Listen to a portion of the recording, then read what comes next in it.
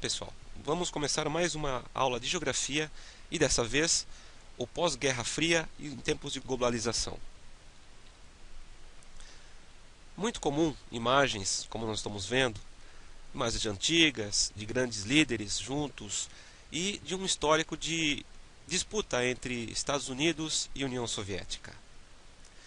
Isso, depois da Segunda Guerra Mundial, foi conhecido como Guerra Fria, que foi um conflito indireto entre as duas potências, no caso Estados Unidos e União Soviética, lutando, disputando por um poderio político, militar, uma disputa entre capitalismo e o socialismo.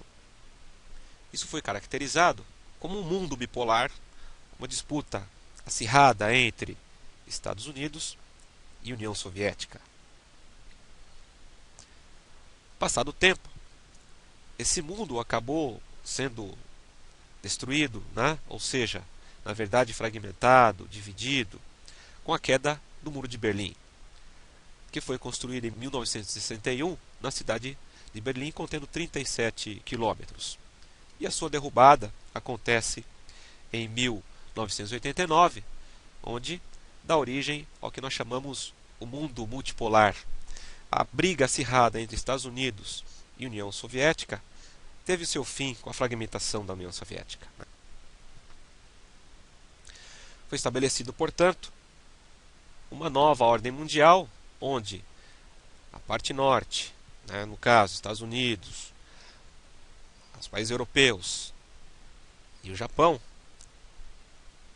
tornaram o mundo dividido. Houve o fim, portanto, da rivalidade entre soviéticos e estadunidenses. As relações de poder acabaram sendo diferentes ao longo do tempo. Houve mudança no padrão internacional de poder. Notem na imagem seguinte que esse mundo capitalista ele se tornou mais abrangente, onde as áreas em verde, Estados Unidos dominando, além da hegemonia internacional, todo o continente americano, a Europa interferindo nesse espaço, na sua área de influência, a União Europeia, com a União Europeia em países africanos, notem nas setas indicadas, e o Japão e a China também influenciando grande área da região asiática. Esse mundo passou a ser cada vez mais globalizado. Total ou parcial integração entre as diferentes localidades do planeta, econômica, um sistema de comunicação e transporte intensificou com esse mundo globalizado. Essa integração com maior intensidade das relações sociais, socioespaciais em escala mundial teve um aumento gigantesco. Então, essa globalização tem seus aspectos positivos. Entre os aspectos positivos que temos, nós encontramos a evolução dos meios tecnológicos, a difusão de conhecimento, difusão comercial e de investimentos. Mas também temos os aspectos negativos.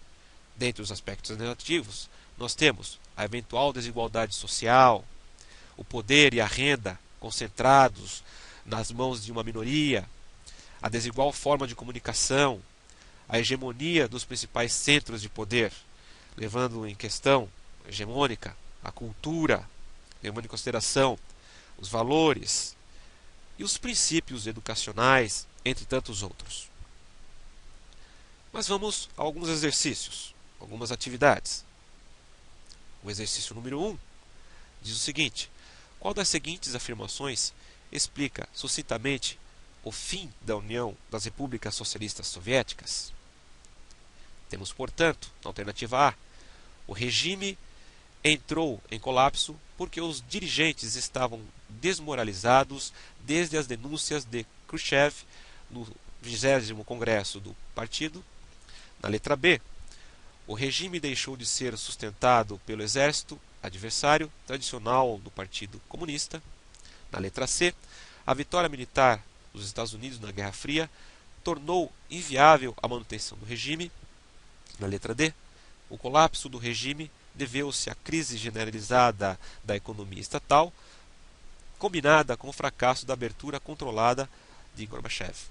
E a letra E, os líderes soviéticos abandonaram a crença no socialismo e decidiram transformar a URSS, União das Repúblicas Socialistas Soviéticas, em um país capitalista. A alternativa D, portanto, é a correta, porque de fato a abertura e o controle associado a Gorbachev não foi tão assinalada, não foi tão aceita no contexto soviético.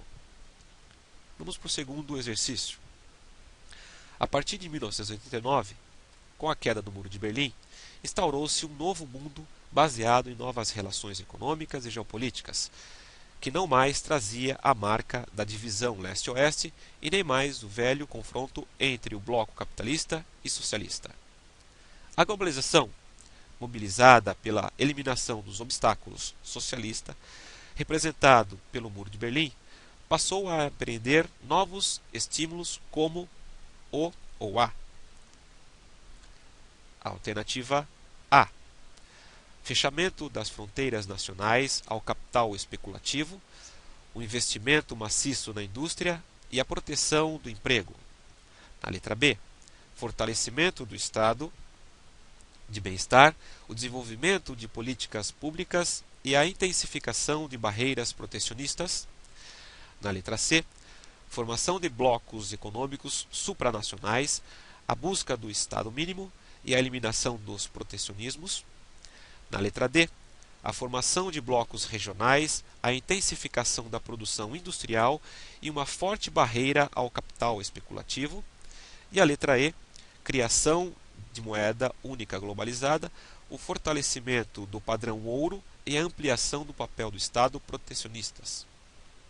A letra C, portanto, fica com a alternativa correta, porque a formação dos blocos econômicos supranacionais, a busca do Estado mínimo e a eliminação dos protecionismos foi marca desse momento. Algumas fontes de imagens.